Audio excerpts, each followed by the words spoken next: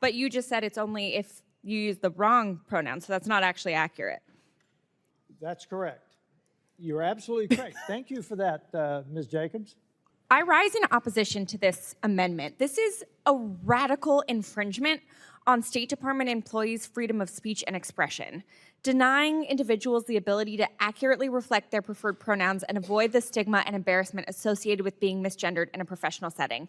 Heaven forbid people know who they're communicating with over email when face-to-face conversations aren't possible.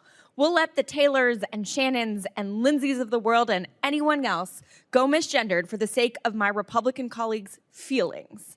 So frankly, this amendment is an embarrassing use of this committee's time when we have so many other pressing issues to address. I'm ashamed we're even having to talk about it. I hope all of my colleagues vote against this, and I yield back.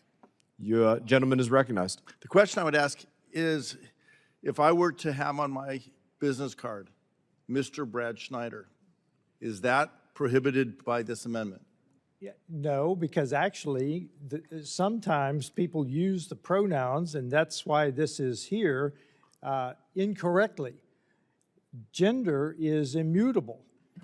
So the Mr. and Mrs. used improperly with what their natural sex would be under this rule.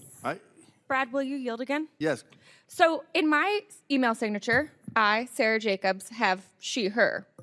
Those are my pronouns. But under your amendment, this would also not be allowed. Right.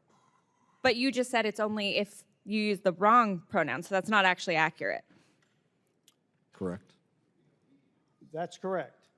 You're absolutely correct. Thank you for that, Ms. Jacobs. Anytime. Brad, back to you. All right, let me just, I'll ask another one.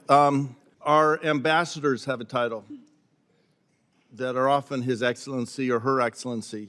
Would that be prohibited on their business card? It would not be. This says the Secretary of State shall prohibit the use of gender pronouns on business cards, email signatures, or any other professional identity elements across the Department of State by employees, contractors, and other officials of the State Department. That would clearly prohibit the use of Mr. or Ms. or Mrs. It would prohibit the use of His Excellency. I think this amendment is going to cause a whole lot of problems across the State Department. I yield back.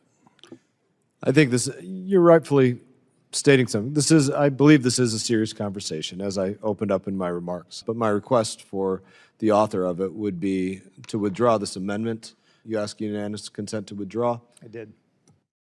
Without objection, so ordered.